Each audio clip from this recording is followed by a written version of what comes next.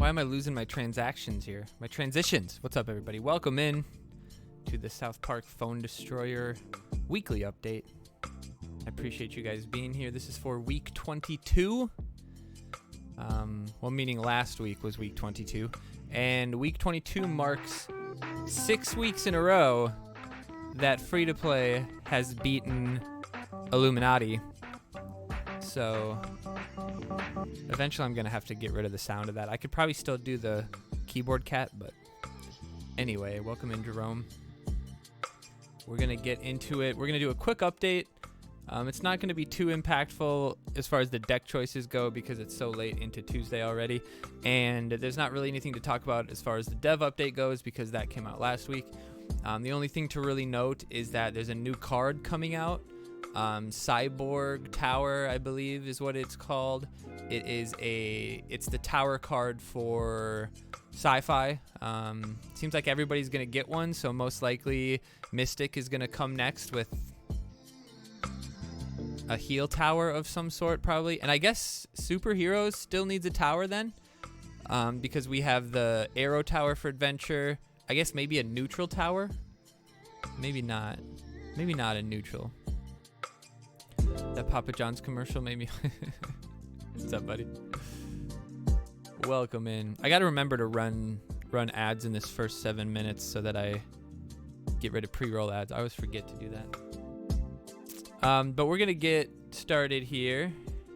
Don't mug Glanzer bot. We're gonna get started here. We're gonna watch a few of the games from last week. Not many, but we'll try to do what we can.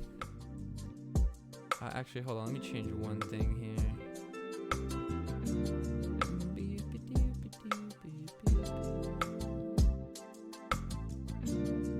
Okay.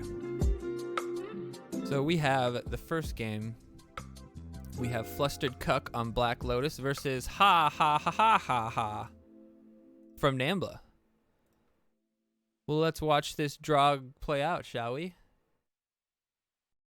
Or are we? I do believe this was actually my first game of the night in gold. He leads with the choir boy, so we play the Heidi. I like the Heidi 2-drop for the assassin step because, you know, you can see there she survives. You can actually step with Heidi, sort of, so that Heidi attacks sooner than she normally would. Could have unholied the Osimo here, but in my opinion, the fight's going to happen on my side. I kind of want his Osimo on my side. So using Unholy on Osimo right now would actually help him because then my Osimo would walk onto his side and he'd have full control. So right now, I just wait. Dark Mage Craig is actually an incredible card. You wait for one more card here probably would have been better, but to just slow down the damage from that Ice Sniper wouldn't have mattered because it was Tupperware anyway. Now you just drop your cards behind. The freeze is going to come out. I like this. All right, let's deal with the Tupperware. Now we drop this. Unfortunately, we cycled to the Inuit here instead of getting the Terrence and Phillip. We cycled to the Inuit, which is too bad. But Inuit's still a good card. Could kill the Ice Sniper here, which is honestly impactful. The Dark Mage Craig coming in, actually a good card on defense. He whiffs the Satan a bit there though. And now huge damage is going to come with that Inuit. Ooh, well done. Well done. 2 bars. All right, we play the Heidi here, which is a good play. Terrence and Phillip next. Good against the Inuit. The Satan just has a lot of health here, and the Terrence and Phillip come in. I guess I could have freeze raid. No, that wouldn't have worked out because if I would have freeze raid and then this was unfortunate. Satan was still attacking New Kid. Looks like he double shot right there too. But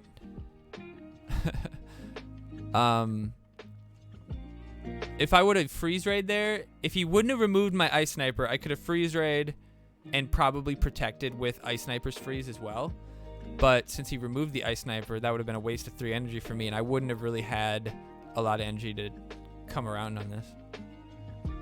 But the range of that, I mean, that's incredible AoE now. I didn't really notice how big that is. So for Team Wars, he's going to be a really useful card. especially since he stops new kid damage a little bit. But just, I think a big thing is taking that assassin attack and knocking it down by half can be really impactful. Using it against the Terrence and Phillip, also very impactful. Nice Pope Terrence and Phillip here. The Choir Boy comes through and kills the Inuit, which is huge. We're going to wait for him to play one more card. Play one more card. One more card on the bottom side. And then we play Inuit on the top side. We don't have to worry about anything else. There it is. There's the 2 energy. Probably all the energy he had. And that's the cheapest card. So he's got 3 energy at least to spend. We use the freeze ray on the Inuit. Inuit getting there before Phillip can? No. He gets there though. The Choir Boy at the top. Dark Mage comes out to maybe... No, doesn't stop the damage from...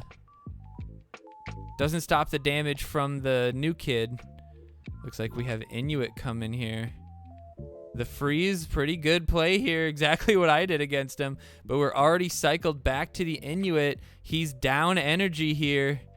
We're dropping the Inuit on the high side. He plays the Dark Mage pretty much right when I played the Inuit. And we drop the freeze ray to stop anything from happening. And we oops him. He should have taken the win. All right, we got Colonel Angus. Colonial virus? Colonial virus. We got a friendly team here. Mercawana. Or Merc team. What was he? Mercury Rising. It's a pretty decent team. Heidi lead. Not terrible. I maybe could have led the Inuit. That kind of forced his play. But with Tupperware being out there, you can play Tupperware against Inuit. It's kind of a waste. So Inuit lead is kind of bad. Osimo here. I like this. Play the Tupperware. He doesn't get frozen. So it makes that a little bit less. What's up, Chaos? How's everybody doing today? All right, this is good. We got the Dark Mage here. Could have been okay, but at this point, we're just slow playing to get to our Osimo to play counter to his. We probably have to play one more card before that. Dark Mage would be good here. Otherwise, we could play the Satan. She's doing well herself. All right, I like the Dark Mage coming out. The Satan coming. We don't want to give up our Ice Sniper for that. Now we do the Satan probably. Yeah, good call. Could have waited a second. Nope, wouldn't have mattered because it was Tupperware. Play the Inuit out to deal with the Tupperware. Then most likely also deal with that diabetes, bro. Even if he uses his ability, he'll die before he gets it off. Everybody underestimates how quickly Inuit attacks nowadays. And now Inuit dealt with... I mean, how much value was Inuit right there? I mean, look at this shit. 3 energy. Deals with pretty much the full health of Tupperware. So 4 energy right away. Then we deal with the 2 energy of the diabetes. Then we also deal with the 2 energy of the Heidi. I mean, that is just... That's a game-winning play right there. He can't come back from this. The one thing that I don't like is that I don't know how much health my Satan has. I'm assuming he's about at half health, right? When that started there. Probably was about right. That's one flaw in the design here is when the bigger units like Man, Bear, Pig, Scuzzlebutt, Satan are higher, that you can't see their health behind your new kid bar. I feel like that should be in front of the bar or something, but oh well. Oh well. All right, good play there. Pope dying to the Inuit, no big deal. Probably lead the Osimo. Usually a good start, especially on a reset like this. Especially with Ice Sniper in hand. Ice Sniper behind Osimo is definitely the choice. Leading the the Ice Sniper here, I'm not sure what he's doing. He could probably... I mean, the only way you make this play effective is by playing Osimo in front of him, and then that's just not good. So now he's playing mid. I could play anything midline and fuck him up. So he thinks he's protected because he put Tupperware in front of me. But all I have to do is play a card next to next to Space Warrior. Not Space Warrior. Ice Sniper, that's what she is. And take her out. So I don't know what he was really thinking there. Ice Sniper was one of the most important cards this week to keep alive. She has incredible DPS. If you use her to the right advantage. I mean, right here, that choir boy taking like 127 less damage. That's a big hit, dude. Taking 127 damage away from a push every time an assassin hits for however long it lasts, 10 seconds, whatever it is. I mean, that's an incredible card. Hits New Kid, so like nothing's gonna kill New Kid. We go to try to get the last bar here. Go, go, go. Watch this shit. Ba-doo. You don't stop Moody from getting 114s, baby. All right, now we got a Chef's veteran. Moody had some pretty good battles. What's up, Matt? Welcome back. Catching some Chef's players, some Merc Risings. All right, we lead with the choir boy. Not bad. The Terrence and Phillip level 7. Interesting seeing a level 7 card from a 7100 player. But we have the perfect setup here. The Ice Sniper is just incredible damage. We're gonna freeze them both here. Well done. All right, we gotta assume that the Man Bear Pig is coming here, so we gotta play as if that's happening. So we gotta be smart. Probably want to play the Tupperware and wait. Yeah. There we have. Okay, there's the Osimo. Now we just, I mean, honestly, Ice Sniper will just clear the way, man. It's crazy. Gonna go. I should have played Dark Mage right there, and then I would have gotten the. No, I would have gotten the Inuit then. That's all right. Dark Mage was good there. The freeze coming through. I mean, honestly, the choir boy, or not the choir boy, the Professor Chaos there should have been on the Ice Sniper. I think it would have killed her. I could freeze right here, but I think we're gonna take the bar before he gets the freeze. Yep. We do a little damage to the Ice Sniper with the Dark Mage, but that freeze should lower us. Is the Pope hitting? Ooh, the Pope is hitting New Kid, but will the Pope hit Wendy now? That would be actually really nice. Wait. Did it seem like New Kid took the hit there? Oh no, it was him moving from playing the Man Bear Pig. Bad play there on the Man Bear Pig. Honestly, I could have played my Inuit Kenny, and level 3 would have really taken a lot of damage from the level 4. Ice Sniper not a threat here. Can't kill the Heidi by himself, or by herself, I guess. We could Satan here, but I have a pretty good idea what I'm going to do here. Let the Ice Sniper hit New Kid one time and then kill her. You got to be careful with Ice Sniper because she does have enough attack where if you play Assassin right on her, she might one-shot the Assassin, so you got to be careful there. What's up, Savage? Welcome back. The Inuit coming through. Could freeze right here. Yeah, good call. And that should end the game. Well played. Freeze ray, very, very good. Lava, not the right choice. All right, we got Derek Soup. This is an interesting matchup here because earlier in the day on Sunday, I played this guy in ladder and beat him. And it was a really close game, and it was a fun game. I think he was playing Dougie or something. I can't remember what it was, but we were shitting all over his deck. And so I made a video of that game and then this one right after it with like the SpongeBob 5 hours later thing. So we're going to get that up on YouTube sometime soon. But the Pope into Inuit, I don't know what he was thinking. Maybe he thought he was going to be able to Pope Osimo and he cycled. I mean, I'm not really sure. Right now, we're just thinking the Satan. Just playing in a way where we can Satan and not lose any value. So the Satan comes out. Now we have double tank with nothing on his deck that can really deal with that. So the Pigeons might come out here to deal with the Satan after he starts hitting Youth Pastor. Pretty smart play, level 7 Pigeons, but all it takes is 3 energy for me to deal with that. And once Satan is done there, Satan will start hitting those as well. So Heidi was definitely the better choice this week. I mean, even Dark Mage deals with the Pigeons, so I don't really know why you do that. I saw the Satan coming here. I should have played the Osimo a little sooner, and I would have had the time to Unholy him because you saw there the Unholy came back in my hand.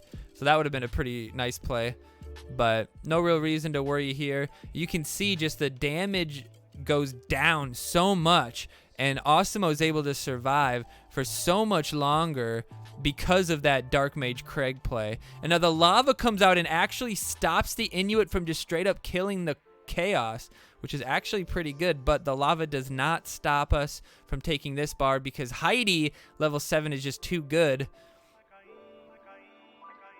Ooh, but the lava does deal with the Pope. The Pope just barely gets into the lava range.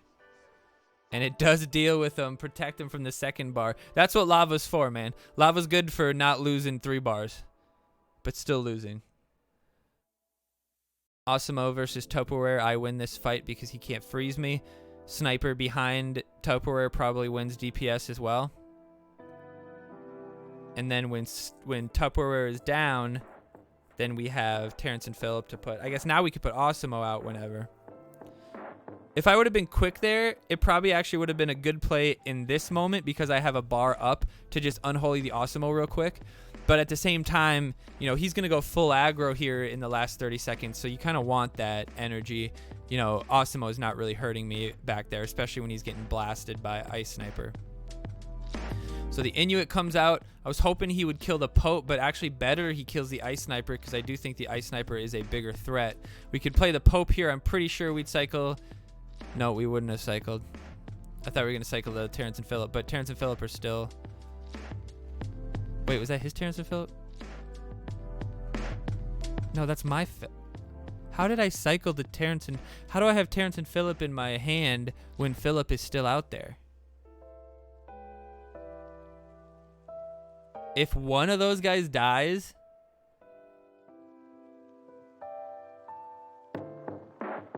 You can cycle it back? Interesting.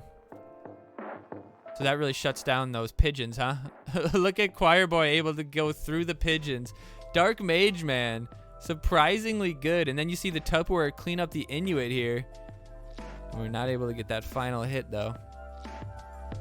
But it's okay. We beat Illuminati by like 80 points, so 1 point didn't matter. Bilbo, welcome in.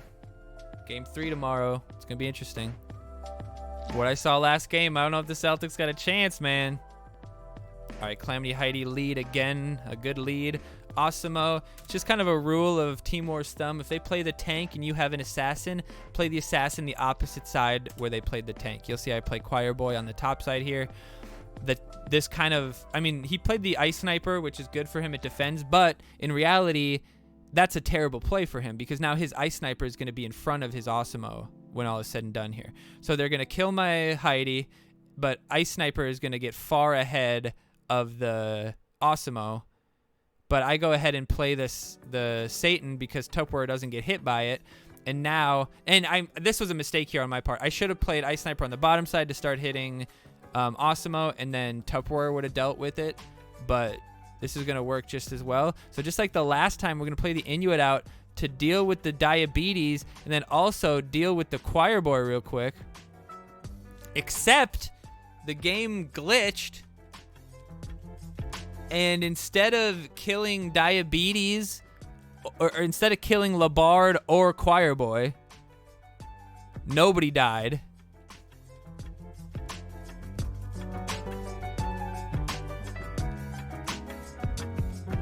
So that's weird.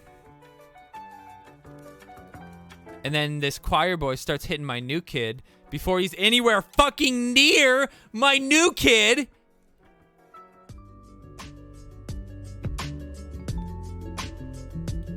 Whatever. A lesser man would have been tilted. Pretty good. Pretty good. No, it's a terrible youth pastor. We're going to go balls deep here on this Terrence and Phillip. Interesting choice.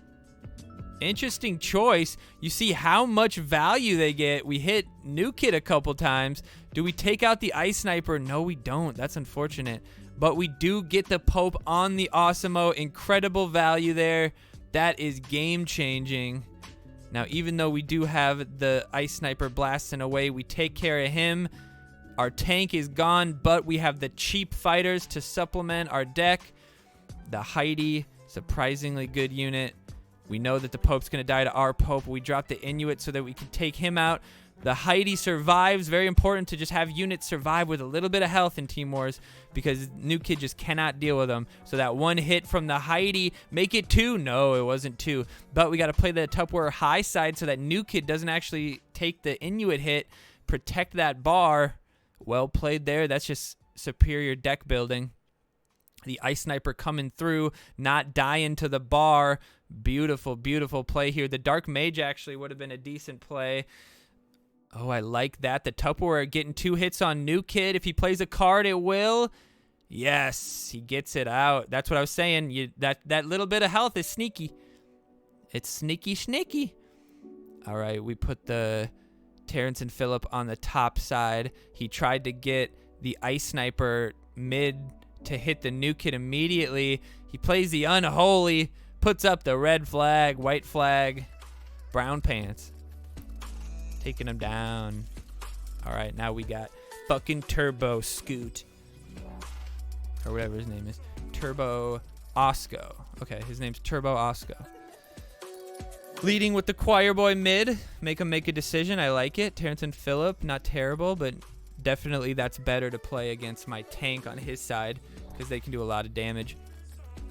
I like this play just because it really lowers the damage of the Terrence and Phillip. I mean, look at how long Tupperware survives here. This is just a really good play. The Ice Sniper on the bottom, very well done. Very well done. Terrence and Phillip held. Nope. We got the Heidi dealing with the Inuit, which is very good. Actually, the Dark Mage deals with them. We go ahead and use that Inuit with the Pope. So, I mean, it's actually kind of good because then the Inuit spawns past mid-court. I mean, that can be useful, I guess. This is pretty good, though. The Pope has to get dealt with. Pope deals with New Kid in, what, 2 shots? He's got, what, 217 or something like that? 203? Ooh, he does. Well, that's 209. What was that before? Oh, it would have been enough, right? No, it wouldn't have been enough for 2 shots. He would have survived with a little bit of health. But the Ice Sniper will actually deal with the Terrence and Phillip here. A lot of damage coming from her for 3 value. Ooh, the Ice Sniper freeze that came out. Look at this. Came out without an animation. How the fuck did he do that? He shoots and then immediately there's oh, I guess the animation did come. It just I couldn't see it because it was behind Terrence and Phillip. That's pretty good. Pretty good. We don't want her to get value on a New Kid, so we dropped the Chaos. And like I was saying, I thought that she could one-shot him, but that must not be a max level 6. A max level 6 does one-shot the Choir Boy, so I played him to lower her attack, but even she got the attack off anyway, so. Unholy Combustion here would be all right, but like I said before, I want his Osimo on my side. I want him to dump all his energy to protect that Osimo and then just dissect him with better placement. That's an absolute surefire way to win. That was perfectly played there, I thought, but I guess the Ice Sniper fully killed the... Because I thought the timing was perfect. Ice Sniper hit and then Tupperware hit him, but I guess not. So here we could just use the Satan, honestly, yeah. Not going to hurt the Tupperware and just does a little bit of damage to the Osimo. The Pope comes out on the Chaos, which isn't good. But the Inuit is going to come and clear up this backside. See Inuit deal with another 5 energy here. Even more because the freeze stops the Heidi. Incredible. Nothing's attacking. We have the Unholy floating. Oh, no. The lava to stop the Inuit. I bet you that guy's so hype. He's like, oh, yeah, I stopped the Inuit. Yeah. But you see that the Satan didn't get an attack off there. He ends up dealing with it. Very well played. Ooh, we get the Ice Sniper midline, which is going to be like an instant attack on New Kid. That's pretty good. Can we get it? Can we get it? Ice Sniper, one last hit. Nope, not enough time. Not enough time. All right, now this one is to just... This game is to just kind of show what it looks like when you just absolutely beat somebody down. Leading with the Osimo, honestly, a mistake. It doesn't help you. You don't want to lead with Osimo. You want the enemy to lead with Osimo, then you want to lead with your Osimo. So the Osimo on the bottom side and plays the lava on the top side and gets damage. So 8 energy for 3. And he's got his full push on my side. So right now, I can play in the corner and then Satan. We know that that's ready. So now we just wait for it. I mean, he just fed Satan here. Now we play this. Don't really need this. But that was just a slow play because I wanted another range behind. That was really stupid. I want another range behind Satan, and it turns out to work out really well because the dummy plays pigeons right into my Dark Mage Craig. He probably didn't even know he was AoE, because who knows that he's AoE? Nobody, that's who. We got the Unholy waiting for the Santa if it comes through. The Satan, not Santa, excuse me, although we would love it if Santa came through. There comes the Satan. Didn't even want to snipe it, though, because it was a worthless fucking Satan. The Ice Sniper not getting hit by New Kid. We could probably Unholy, but we get the Pope out on the Osimo midline, and that is just an absolute travesty. That is just absolute mayhem. Sad. Yep, he farts. All right, and now we go up against Reddit SPPD, Rocker Dave. Reddit SPPD is a pretty decent team. Can usually be trusted to put a good deck together and have decent levels throughout the team. We'll see how this guy does. Another lead with the Choir Boy. We're seeing what he plays. He's probably thinking, hey, we're going to draw. Nope. Choir Boy versus Heidi. This is pretty good, but he doesn't play anything against the Choir Boy, and Choir Boy actually takes a bar. Interesting here, but this is where Team Wars can get interesting, because even a potato play like that could potentially end up into a counter push for a bar. But we played well here. He's got nothing that's really dangerous. Santa Diabetes, not dangerous if Diabetes is dead. And now we have a nice push here. The Philip is actually separating, which actually helps us. Puts pressure on him in two different areas. And even with the Labard attack, the Philip by himself almost dealt with him. We can use the Pope here, immediately play the Inuit, and we might actually pull the Osimo. But I think what happens is I fuck up and I play the Heidi instead of... Yeah, it would have too. Fuck. It would have cycled the Osimo, but I played the Heidi instead of the Inuit, and I'm like, oh shit, I fucked up. But that still works out because New Kid takes a decent hit. We play the Osimo out just because he's got nothing but range coming, and we have the Pope behind us. So once everything starts hitting our Osimo, we can start hitting them back.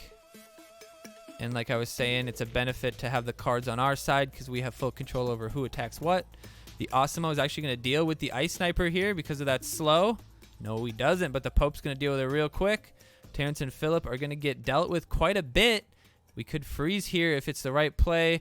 We do Osimo. There was a second there where I thought I missed the Unholy. What's he farting at? What'd you expect, bro?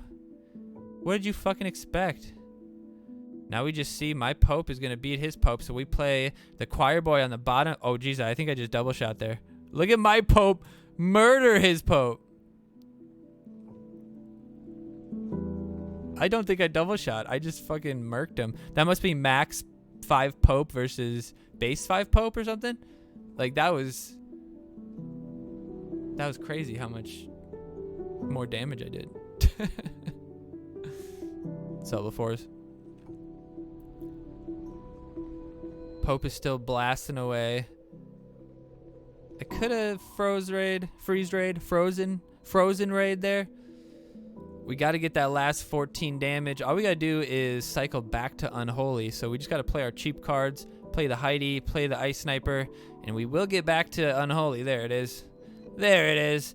But we like to win it. We like to earn it.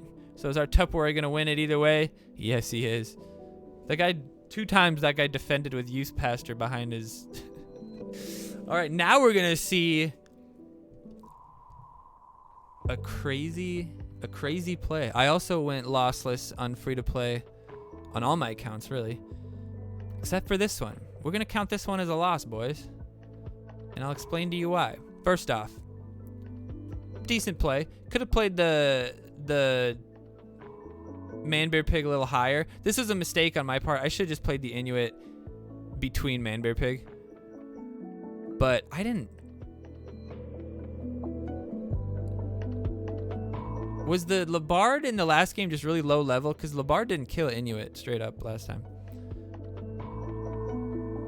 So here the Inuit just comes through and really fucks up my Terrence and Philip. I thought, like, how the Terrence and Philip didn't start attacking the Inuit. The Philip right here didn't hit the Inuit at least once before he died. I don't know. But the Inuit comes through. The new kid isn't going to deal with the Manbear Pig much, but we do have the freeze. But new kid doesn't deal with that level 4 Inuit, so it's going to actually take the hit. I should have frozen the Manbear Pig. I didn't think I needed to, though. So Unholy will take this bar. We use this thinking we're going to get Osimo, but we get the Dark Mage instead. Very unfortunate. But he plays the Pigeons, and the Dark Mage, though, isn't able to get the hits off on him.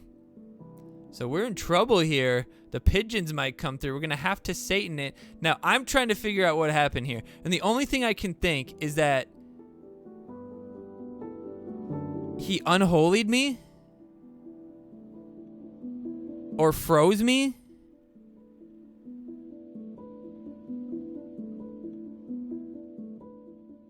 I think he must have froze me. No, but if he froze me, I would have taken damage.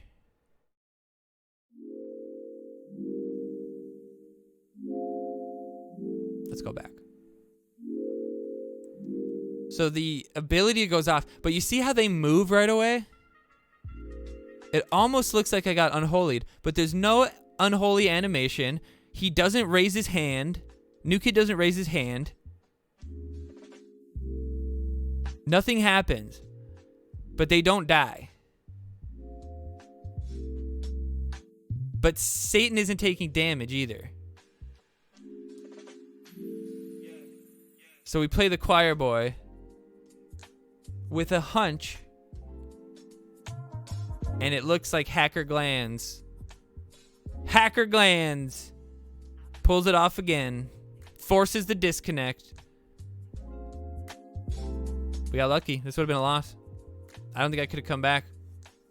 I don't think he would have taken the bar there. I mean, if he would have sniped the Satan there, he would have probably taken the bar, but that's what you get for living in fucking Chile.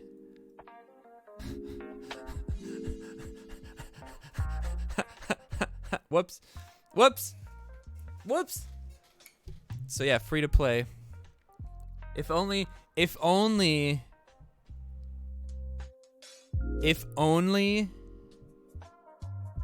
we would have won by like 13 points. And that one fluke ass win was the reason we didn't lose. Oh man, can you imagine? Can you imagine? Anyway. Oh, wrong button. We had to leave that there. All right. So let's look at a quick look at the deck for this week. This is a repeat week from December of 2001, I believe is what it was. I had the links to the games from last time. I will put this up on YouTube. And it'll have a link to 2021, sorry. It'll have a link to those games. So those will be 15 some games from that week. The deck choices this week are probably going to be vastly different than last time because hold on, where's my heart? There it is. Because of the levels of goth kids, right? So when this originally happened, like, you know, half a year ago or however much it was, nobody really had goth kids leveled up, and critters wasn't as good as it was either. And I think Ultium Kite Ultium Kite got changed, I think. But definitely Starvin' Marvin wasn't better, I don't think. So some choices were probably much easier last time. Slave versus Murph. This is interesting because did the Murph boost already happen? Because Murph's getting like, what, 25% extra health? It's kind of a lot.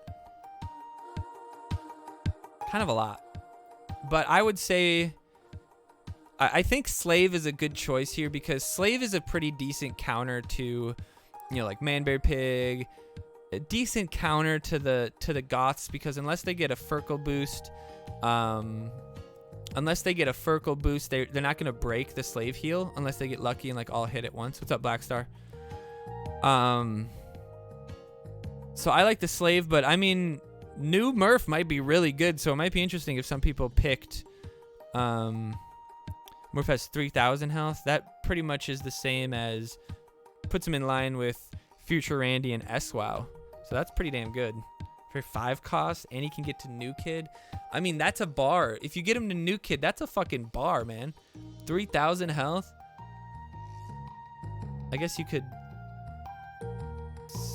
Professor Chaos slow him.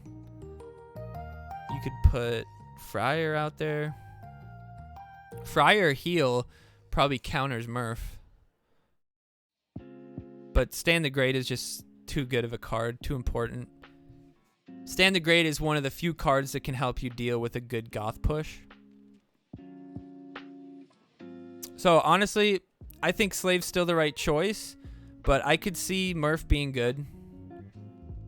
I just think that the heal of the Slave can be good. It also kind of prevents the AQR from getting put out because people are afraid that it'll make them... Hey, what's up, JD? People are afraid it'll make them invincible. Poison versus Purify.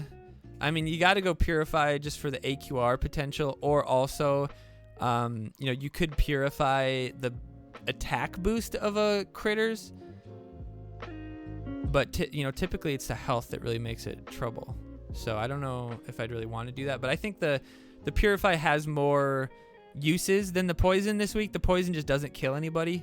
The Poison kills Timmy, but anybody could just play Friar next to the unit that's poisoned and they won't die. So I don't like the Poison. Purify probably not going to get played this week, but in a pinch it might be good.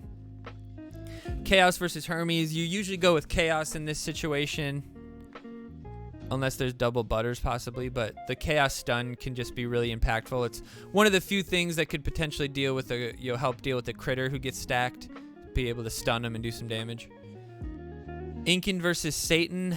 I would say Incan is the choice this week just for the kind of targeted damage that it can do. One, it can kill enemy Incan. It can deal with the Starvin' Marvin if they play that. It can kill the Timmy if you hit the Timmy. I think it kills the Alt-Human Kite probably. I think it definitely kills Pete. Does a good amount of damage to a lot of people. So, and then just his unit in general, if you can get the unit behind Murph or Witch or whatever the tank might be, you can get a lot of good value out of that Incan, because Incan just attacks just good. It's just good now. So I like the Incan. Satan could be good, but the problem is like Satan's best use is against the Goth Kid push, and you Henrietta has to be within a frame where she's gonna die to the Satan, or else like you just get reset Goth Kids again, and then Satan usually just gets blown up. So kind of difficult to think that you're really gonna get value out of the Satan without them being able to turn it around on you. So I like the Incan because you can't really stop the Incan value, and Incan can potentially turn into much more value than the Satan, which pretty much just gets put into harm's way. If you're going to go to the Goth Kids, obviously Michael's your choice. If you don't go Goth Kids, I think Michael is probably still your choice just because he's a better 3-cost unit. And Starvin' Marvin, there's just too much that can deal with him. He can get Incaned, he can get Satan, he can get Professor Chaos. There's a few, there's 3-4 range cards out there that can get him. The heals can prevent him from getting a lot of value on the New Kid, and then also the Stand the Great option can just lower his damage so he doesn't really get value. So although I think that if I played Starvin' Marvin, I could probably get hella value out of him. You just kind of play around the Satan and the Incan and stuff like that. But Michael Pete is a good combo, just those two alone. So I would say to try to prevent your team from playing critters poorly, you run and playing Starvin' Marvin into just giving him 3 energy too. Like Starvin' Marvin's harder to get value out of than a Dougie, in my opinion. And Dougie's like Dougie, a lot of the times you don't run Dougie because you don't want your team to fuck up the Dougie, right? So I like the Michael Pete no matter what, and then you just decide if you want to go Henrietta Furkle. So you go Michael Pete no matter what. If you go Henrietta, then you go Furkle. If you go Man Bear Pig, then you go Rats. That's the pick. Freeze Ray is going to be more important than Super Fart, probably. Yeah, probably. Freeze Ray, you could just, you know, if you get a Goth Kid push versus a Goth Kid push and you do a Freeze Ray at the right time, you can win. But then if they Purify at the right time, they can win. We'll see. But I think Pirate Chip Timmy is going to be a good choice this week. With the Goth Kids, they'll be clumped. His value in his ability could get pretty big. Just similar to when you pulled them together with the Wonder Tweak and used Pirate Chip Timmy that one week. That was so much fun that week. And then here, like I said, Rats are going to be pretty good to help deal with stuff. You could potentially pair them with Critters. But Furkle is just bad. So unless you pair Furkle with the Henrietta and you get multiple Furkles to get that stack boosted, I don't like the Furkle. Do they get frozen with Michael? Oh, that's a good question. Does Freeze Ray get blocked?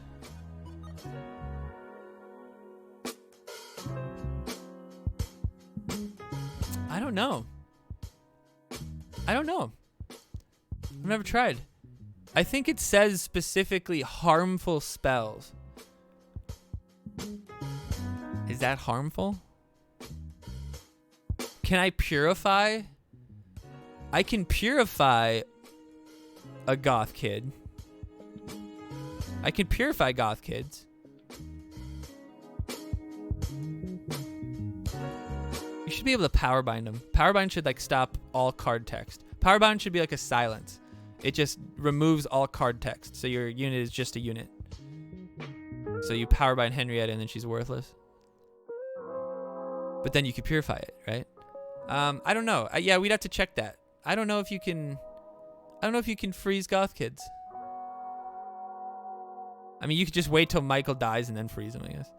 But yeah, I think freeze is still the right choice. Super Fart, I mean, maybe to deal with the Rats and something else. But most of the time when you Super Fart, you're just pushing units back, not killing them, and then letting the enemy... Like, imagine a Timmy getting Super Farted back into position and not dying. You know what I mean? Like, it could just be really bad. And most of the time when you Super Fart stuff, it doesn't even get knocked back like you want it to. So it's not like you're protecting yourself from losing a bar or something like that. Because the Super Fart doesn't even knock people back half the time anyway. You can't freeze? Okay. Yeah, so don't do that. But I still don't think Super Fart's the right choice. You can't Super Fart him either, so... I think Freeze Ray would be mostly used on offense next to New Kid. I mean, what you could do is you could couple Freeze Ray with Starvin' Marvin. And I'm... Like, unless you Satan or Inkin him, if you Freeze Ray at the right time, you can't stop Starvin' Marvin. So most people will play cards behind New Kid when Starvin' Marvin comes out, when the true way to deal with Starvin' Marvin is to get a range card like mid-line so that the range card starts hitting Starvin' Marvin sooner. Because if Starvin' Marvin gets to New Kid and then he starts getting hit, he's going to take the bar. But if Starvin' Marvin starts getting hit before he gets there, you can kill him. But what I would do is, if you play Starvin' Marvin mid-line, let's say maybe like right after Satan gets played, you like maybe they just did something, they're coming to you, they're coming at your New Kid. You only do this when the game's about over. This is like an end of the game. You're going to win with this if it pulls it off. You play Starvin' Marvin at the top side or top mid. You want him to make a beeline. And then you wait for him to play Captain or Pirate Shit Timmy or Pete or Critters or the Kite. That slot, because you're going to want to wait until this slot. And then you wait until they play either one of these, and then you play the Starvin' Marvin, and then when they play one of these to deal with the Starvin' Marvin, or Chaos maybe even to help do damage to him, which isn't enough damage, then you play the Freeze Ray on these units and New Kid, and I think Starvin' Marvin only needs 2 hits. Starvin' Marvin level 7, level 6 only needs 2 hits. He does like 200 damage now. That could be hilarious. But yeah, Captain is definitely the choice. Or Pirate Ship, not Captain, sorry. Captain, Pirate Ship, same thing. See, the last time this choice was, Stand the Great was for sure the choice because Friar was probably terrible. But now Friar is pretty damn good. And if you had Friar in the midst of a Goth push, keeping things alive, keeping Henrietta alive, I mean, that could potentially be more dangerous than the Stand the Great value. Well, the Stand the Great value would come in circumventing the Furkle boost. So if somebody gets a Goth Kid push coming at you and they have 2 or 3 Furkle stacks, that's pretty hard to deal with. But if you get Stand the Great out, you deal with that, then you can get your units out without taking extra damage to deal with the stuff quick, get damage on to the Henrietta, and hopefully deal with the push. But the Friar is just like such a good card now, and he's so interesting. And that extra heal, because you're almost definitely going to take new kid damage, whether it's from Stand the Great, or whether it's from like Man-Bear Pig, or Starvin' Marvin, or the Murph getting to you. Like, you're almost definitely going to take new kid damage.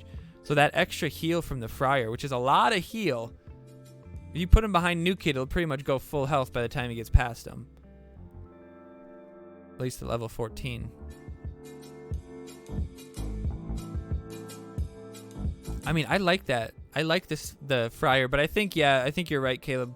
Stand the Great is still just too good. If you can get a few Stand the Great abilities off and it hits 3 or 4 people, 2 or 3 people even, you're most likely going to win the push. And if you have Stand the Great is global, right? So you could have, Professor Chaos streaking on the bottom side while your Goth Kid push is at the top side, and your Stand the Great can not only protect the Goth Kid push, but you can wait until they use, maybe wait until they use Hermes or something to stop the choir or to stop the chaos, and all of a sudden your chaos, they can't step your chaos, and your chaos takes the bar, right? So I think Stand the Great is still better just because he's global. Although I'm sure we'll see some good Friar play. I think Friar does have potential, but I think Stand the Great's value is going to be more impactful overall, and easier to keep him alive too, right? Because you could play him away from the battle and get 2 abilities off and impact the whole game. You have to play Friar into the thick of it. And as a result of that, he might get Friared, he might get Inkened, or Sataned, he might get Inkened. And I mean, if he does get Sataned, he does survive at certain levels and he can heal everybody back up. So you got to be careful with that. You don't want to Satan a Friar push if the Satan isn't going to kill the Friar. Or unless, you're going to start attacking the Friar right away. But yeah, I think that global element puts Stand the Great up top above the Friar.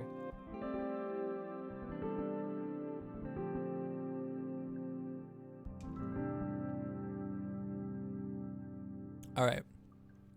So the final real choice would be whether or not you're going to go Goth Kids with Henrietta or Man-Bear Pig. I'd say the obvious catalyst to which choice you're going to pick here based on your team is going to be, do you have the Henrietta levels?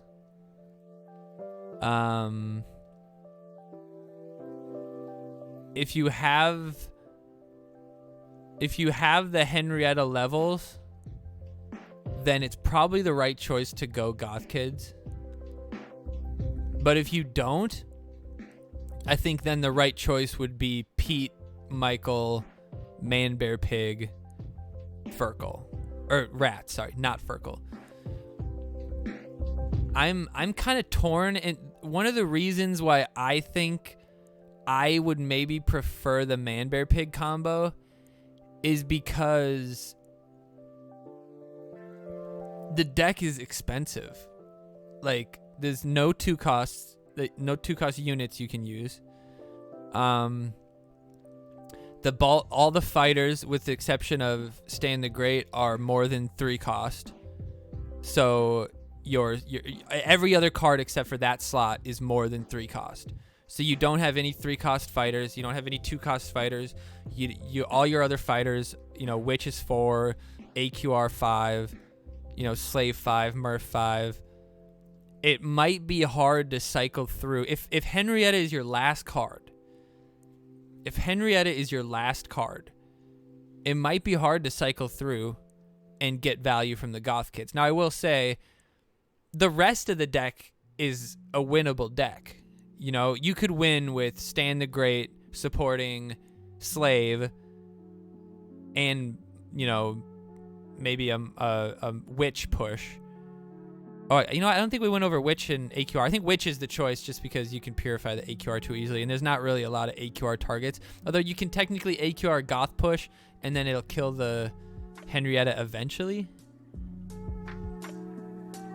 Well, yeah, Michael's 3-cost, but he's part of the combo. You can't just play Michael. You have to have some of the combo ready. Because if Michael's my first play, Henrietta's my last card, congratulations, I cannot play Goth Kids that game probably. I probably cannot get the cycle right to cycle all the way back to Michael while defending his push with 5-cost and 4-cost cards, defending the push with those high-cost cards, and then being able to cycle through pretty much back to Michael, because you don't really want to start your Goth Kid push without Michael. You want to start the push with Michael behind New Kid when you have Henrietta. Doesn't matter anything else you have. You want Michael, Henrietta. You lead Michael. When Michael's about to die, you play Henrietta behind your New Kid. So then you probably have board advantage because of whatever they use to deal with Michael. And then you decide whether to play Pete or Furkle depending on what they play against you. And versus a level 14 New Kid, you can actually put Furkle like on the bottom side away from the push to force him to play something away from your Goth Kids to take less damage away from Henrietta, and then you can deal with that card on the bottom side. Helps you out a little bit, because Furkle, like if the cycle's wrong, they might have to play, a 4-cost card to stop Furkle from taking a bar, especially if you have Pete out, because if Furkle gets onto New Kid with Pete,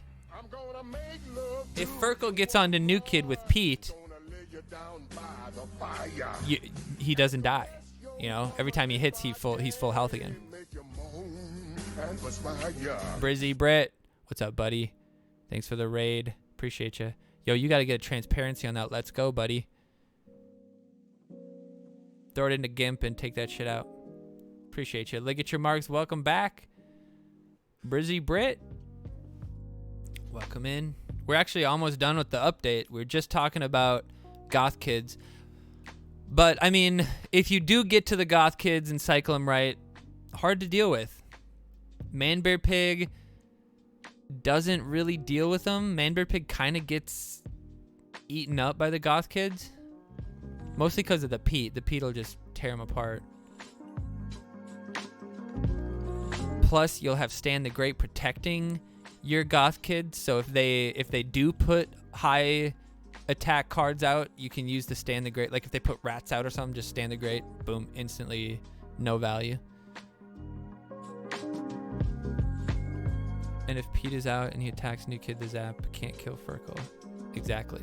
And Pete actually is an incredibly dangerous card just himself, because if he gets on New Kid, he doesn't get hit by New Kid. And then if you play like Hermes or Furkle, Pete's going to still get a couple hits off, because Pete will heal, depending on kind of the timing of the attacks, Pete will heal the attack that he just took and tank another one. And depending on, what unit you put out to kill him, like rats, he might be able to outpace the rats. He might be able to outpace the Furkle. He might be able to outpace Stan the Great or Fryer or something like that. So you got to be careful, because Pete can be very dangerous. And then Michael too, like Michael just with the heal up against Witch, he wins that fight, completely. I guess maybe the slow would maybe turn that around, but Critters Goths is a good combo, but like Goths isn't good without the Pete, in my opinion. If you don't have that extra heal, the Henrietta dies too fast, Michael dies too fast, Furkle dies without even getting a hit off most of the time then. But yeah, then if you do get a stacked Critters, they could purify him. He still has the health, which is still really impactful. You know, if you have a critters with 1500 health, he still has like 100 attack or whatever. He's not a bad unit. So I don't think I would ever purify the critter attack. I think I would just kill the fucking thing. But I mean, it's definitely potentially dangerous for sure. You just keep eating that Pete over and over again, or the Michael over and over again, depending where you put him, and he can get stacked up real quick. And one thing you can do is actually, if you went critters and you went Starvin' Marvin, you can put the critters out on defense, put Starvin' Marvin out, let Starvin' Marvin hit like 1 bar, and then, you know, when he's about to die, you take him with the critters, get a little bit of a boost. Can work sometimes. I do that with like Murph, or not Murph, with Mimsy sometimes. You play Mimsy. Mimsy gets to New Kid, does a little bit of damage. You know, he spends a bunch of energy trying to kill the Mimsy, and then you eat him when he's half health with the critters, get like 80 extra attack, and then you get like 600 health or something like that. And then they have a bunch of stuff coming at you. Then you play like Zen or something behind the critters, and you just blast them. But yeah, I think it's probably more versatile to go not full Goth Kids, but I think overall the better deck is probably with the full Goth Kids. If you have Henrietta leveled. Like at a high level, Henrietta level 3 is going to be hard to choose. To play that. Like if I had level 3 Henrietta, I think my goal would be to not play her and to just win with everything else. Which I think I could very well do that as well. I don't think I would need to play the Henrietta. But I would probably feel a little naked versus Manbear Pig without Manbear Pig. So that's kind of the scary part, is that if Manbear... Like, if some fucking dipshit plays Manbear Pig mid, and my last 3 cards in my cycle are Henrietta, Slave, and Witch, and I have to give up Michael, give up Stan the Great, give up fucking... Furkle, maybe, I don't know, give up 8 energies of card just to cycle to a tank that can survive and won't even survive the Manbear Pig probably. I don't know, man. I don't know. On defense, the Manbear Pig is outmatched. Like if you have a Goth Kid push at your doorstep and you use Manbear Pig, unless they have a really stacked Furkle push already, you're probably gonna beat them. But then at the same time, your goal for the Henrietta and the Goth push is to get it on defense as well. So yeah, I think it just comes down to levels. On free to play, we'll probably go Henrietta because most people probably have her at 4 by now. Manbear Pig, you know, maybe we'll do that on Dire Tide. We'll go Manbear Pig. But I wouldn't doubt I wouldn't doubt this is a week we might lose, because this will be a variable week, because even somebody with lower level cards could get a really good Goth push or get a good Manbear Pig setup, and you wouldn't be able to deal with it. You know? So yeah, I like that. I think it'll be an interesting week though, because there'll be a lot of variability. This week, if you choose one deck or the other, your deck kind of vastly changes. So it's going to be interesting to see. A lot of the times, you know, we just saw 8 games and we were pretty much always playing the same cards, right? We didn't really see a lot of different choices last week. But you never know. Sometimes there's more. But that really does it for the update this week. There's not a whole lot to go through. The dev update was posted last week and it goes for 2 weeks at a time now. So the only thing to be wary of, or to be aware of this week, is that the new card is coming out, Cyborg Tower, which is the sci-fi tower. I believe it's a 4-cost rare card. Is that right? Or is it an epic? Someone might have to remind me. But yeah, no cancel card on Manbear Pig. Yeah. Am I gonna do the forums? I mean, there is no forum. That's what I'm saying. That was last week. I mean, we could look at the forum, but nah. Maybe if it was Monday. This one was just short and sweet and to the point. But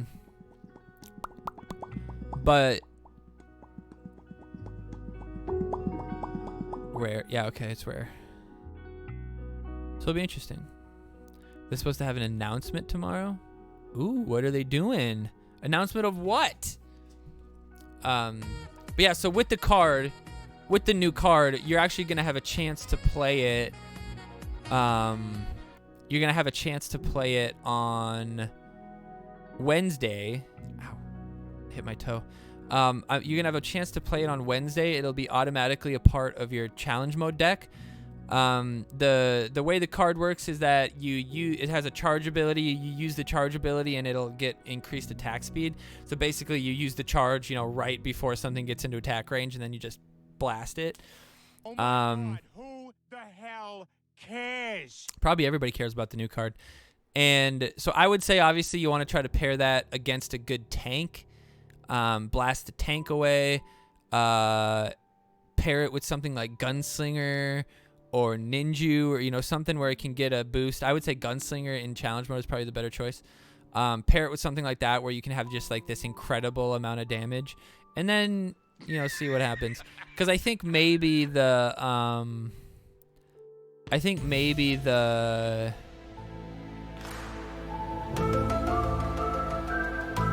was really loud this time. I think maybe I don't know how long the tower will be alive though, actually. So we'll have to see how long it stays alive. Is my toe all right? Yeah, my toe's good. My toe is good. Game's over. We are packing it in. Oh, who's playing right now?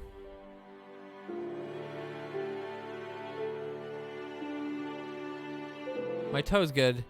It's a little swollen still, and if I hit it or move it wrong, it'll sting for a while, but I'm able to walk pretty normally now, so I just wear this little boot thing that keeps my legs straight, because the only thing that would be bad is if, like, this is my toe. The only thing to be bad is if it goes like this, right? So I can do this fine, but if it goes like that, that's because the break of my toe is right. Like if this is my toe, which my toe looks incredibly like my thumb. The toes, obviously the tip of the toes here, but the knuckle or whatever you want to call it, the distal phalanx is right here, and it's broken right here, right above. It's like broken from the outside like halfway to the mid, and it's right above the joint. So if I go like this, so if I go down like that, it's kind of painful. But if I were to go this way, like this way, which is like the motion of your foot, if you're just like, if you're just taking a step, and then the back end of your step, your toes go up like that. So the boot makes it just so that when I go backwards like that, it just goes like this instead of like instead of the natural motion of my foot. Or I guess it goes like that. Instead of that, it just goes flat. So it prevents me from doing that. But there was a moment earlier where I was on my knee. I was on my knee like in a lunge position, and the foot that was on my knee was my bad foot. And if you think about that position, if you don't have anything to help you up, in order to get up, you have to put all your weight on your toes. You have to put all the weight on your toes of the back foot in order to get up. But I couldn't do that, right? Because I can't do that. So I'm sitting there on my knees like this in the middle of my floor because I was just like cleaning something or something, and I couldn't get up. And I was sitting there thinking, I was like, how do I get up from here? Because I was like, I can't do it. I was like frozen. And then I finally figured out I just had to I just put my other knee down and then put that leg up and just like flopped them, and then I could stand up because the front foot puts the weight on the heel. So I just flopped it. But like for that 4 seconds, I was like, oh shit, I'm stuck. I thought I was gonna have to fall over on my side and then do a push-up to get up. Proposing? No, I was literally, because I can't bend down on my toes either, right? So I can't squat.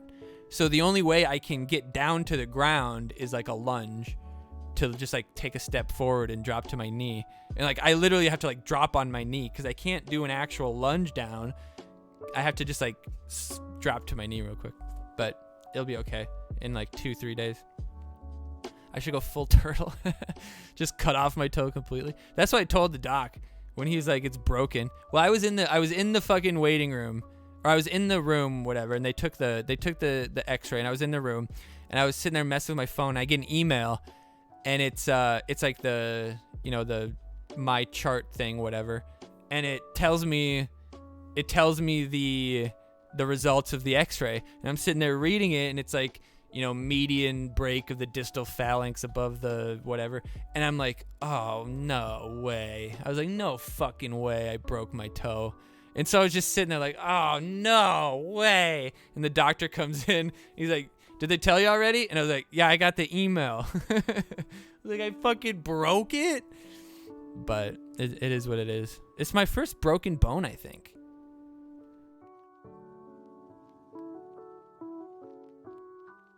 I think it's the first bone I've broken. Yeah, I think it is. Well, no, I don't know if it's a break. I think it's a dislocation. I got a break right here.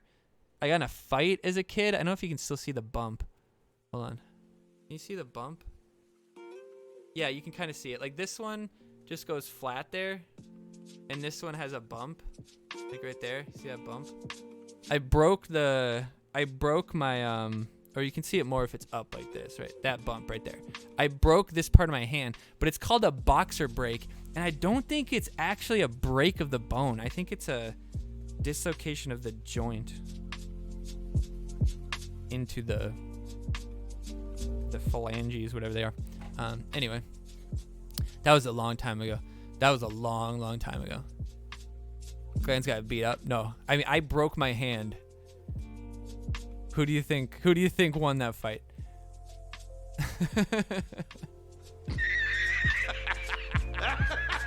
I broke it. I didn't break it on his hip bone. I broke it over his fucking face.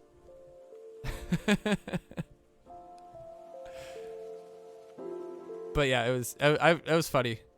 It was like my best friend too. We were in a band together and everything, but we were playing basketball, and I can't remember what happened. It was like icy and shit, and he threw a snowball at me, and then I threw the basketball at him, and then he got pissed off, and he came at me, and then it was like muddy and shit, so we slipped, and we fell, and we were on the ground, and then he put me in a chokehold, and I slipped, and I got behind him, or like we were on the ground, I slipped, I was behind him, he got up, and then I started punching him in the face. But our friend stopped it pretty soon. But I mean, I got probably a good 4 hits on him, and it probably broke on the second, cause the last 2 fucking hurt, and I didn't let it be known to any of the guys there. I just kind of like went home, cause we kind of just like went our separate ways, cause like we got in little tussles all the time, right? No big deal. And next day at school we'd be chilling, and I go home, and my mom's mad at me because I didn't come home from school right away. I went over to my friend's house to play basketball. I didn't come home right away, and I was like trying to go into the bathroom to take like a bath and like soak my hand, because I was like thinking in my head I might have broke my hand, but I just wanted to like soak it in hot water to see if maybe it felt better. And mom was yelling at me, and I'm like sitting here in maybe the worst pain I've ever been in my life at that point, because like I had never had any real injury up until that point.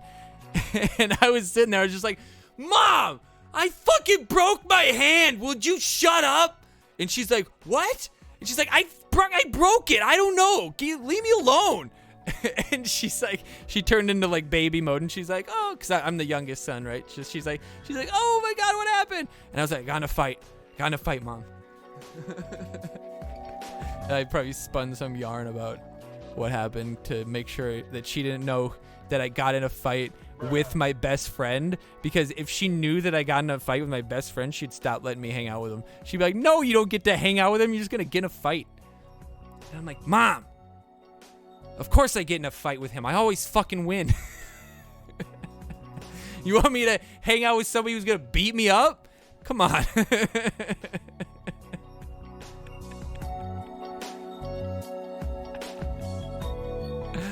Oh, shit. But yeah, no, then we were really chill for a long time after that. But then there's this, I just remember this one other time where we were at school and I was already pissed off because we had lockers that were split top to bottom. And even like I've been this height since I was like 15 years old. I grew to this height and then I stopped. I was the tallest kid on the basketball court in middle school, and then I wasn't anymore in high school because other motherfuckers got taller. So I was tall in middle. I'm still fairly tall. Like I'm taller than most people. I'm 6'1", 6'2 and a half, whatever. Depends if I have shoes on. But I had a fucking bottom locker. These fucking dickheads put all me in my 6'2" frame in a fucking bottom locker. So every time I had to get my books, I had to like bend over and shit like that. So every morning I was already fucking pissed off about having to get my books. And this guy, the same guy that I got in a fight with, he came up behind me and he like, I don't know what he did. I think he had like a pen cap or something, but he did something to my neck and just like rubbed it down the side of it or something, but it hurt so fucking bad because it was just like the way he did it, it just scratched the shit out of me. And I stood up so fast and punched him in the face just so fucking fast. Like I was just like, I was not fucking having it that day. And I stood up and just fucking hooked him right in the fucking skull. And he went to the wall behind, like the wall, like hit him, like caught him such off guard that he fell back to the wall. And but he was already in so much trouble because he was kind of a fuck up. Like I was salutatorian fucking golden boy. I was a fuck up because I was always done with my work, and like I almost got expelled a few times because I was kind of a, I don't want to say bully, but I was like, I was funny, and that usually meant it was at the expense of somebody else. And so I got called into the counselor's room a few times and got told I was going to get expelled. And I was like, dude, I am the smartest kid in this class. And if I am not in this class, 15 other people don't pass because I'm basically doing all their fucking homework. You really want to do that? You really want to fail half the fucking class, lady? So yeah, I never got expelled or suspended, even though my senior year they told me they were gonna fucking think about expelling me or making me come back for another year or some shit because I was missing so many classes. I had like a 99% in every fucking class, but I just skipped the morning classes because I lived like half an hour away and I couldn't be fucked to get up at like 8 o'clock. So I would miss my morning classes all the time. The teacher just didn't give a fuck because it's like fucking algebra. It's like I already knew that shit. And this stupid fucking counselor who's like the new counselor, like didn't even know me at all. Like these other teachers had been my teachers since I was a kindergartner. And this fucking new counselor brings me in and she's telling me they're gonna make me redo classes and shit. And I was staring at her like mouth agape. I was like, no, you're fucking not. No, you're not. Like, you're not gonna make me redo classes that I'm fucking passing with flying colors. It was the funniest shit. But no, I got 1B. I got 1B in my whole entire life. And guess what it was? Guess what it fucking was? It was PE. It was physical education. And I'll never forget the teacher.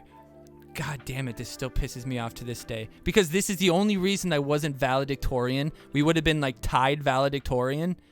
Instead, I was salutatorian and had a GPA of like 4.5 because of weighted classes. And she had like 4.6, the fucking cunt.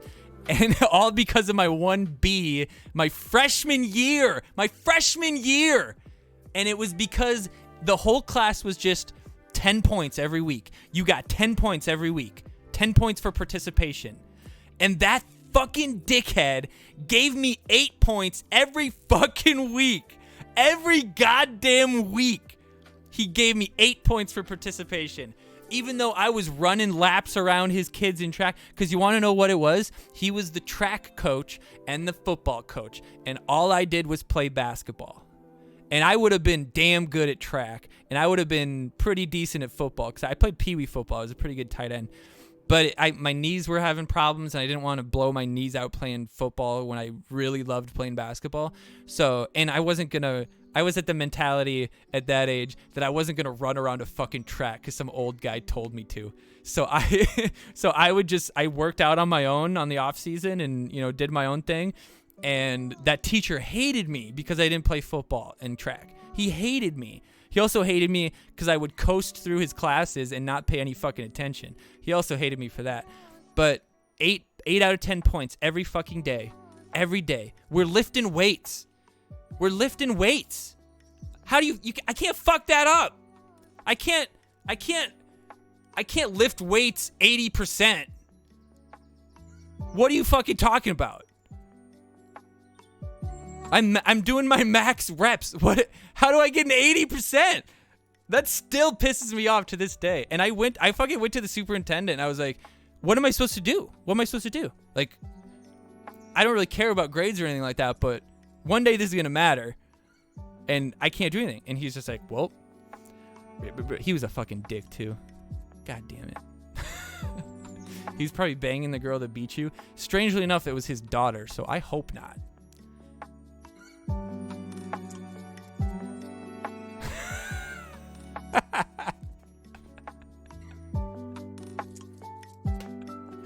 Small town woes. The golf coach is fucking the only golf student, and it's his daughter. Oh shit. Anyway, that's been the weekly update. Hope nobody from my high school watches this.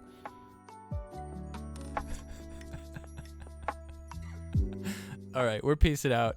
I appreciate you guys stopping by. We'll be back next week with more information because we'll have a dev update to go through. And we'll actually do it on Monday. If you're watching this on YouTube, probably wasn't very helpful for the deck choices because it's probably Wednesday by now.